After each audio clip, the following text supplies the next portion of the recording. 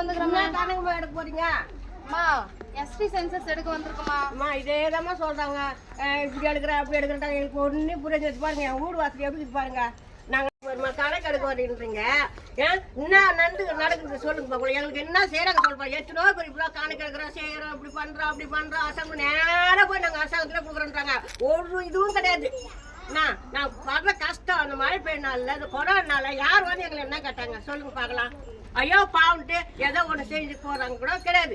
இந்த முறை சரியான தகவல் கொடுங்க, நான் சரியா போடுறேன். அதெல்லாம் சொம்மாம்மா நீங்க அப்படிதான் சொல்லுங்க. யார் பார்த்தாலும் அப்படிதான் சொல்றாங்க. யார் எந்த பயனுமே எங்களுக்கு கிடையாது.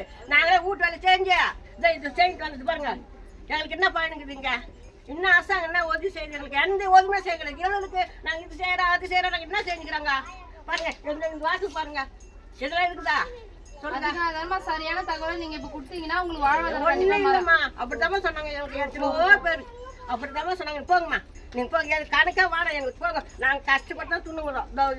வயசா கூட ஆயிப்போச்சு. எங்களுக்கு போறோம் சாக போறோம். காகிதவோடம் கடலலை மீது போவது போலே நாங்களும் போறோம்.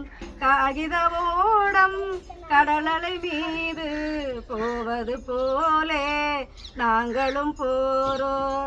இருந்தா சோறு இல்லனா நீரு எங்க நில பாரு. இருந்தா சோறு இல்லனா நீரு எங்க நிலம் பாரு.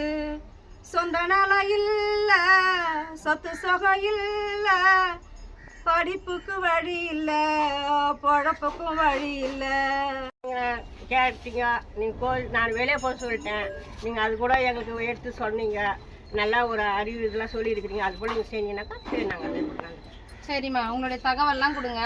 சரிங்கம்மா. எங்களுக்கே சலிச்சு போச்சுமா. கவலைப்படாதீங்க, கண்டிப்பா இந்த முறை உங்க வாழ்க்கை மாறும்.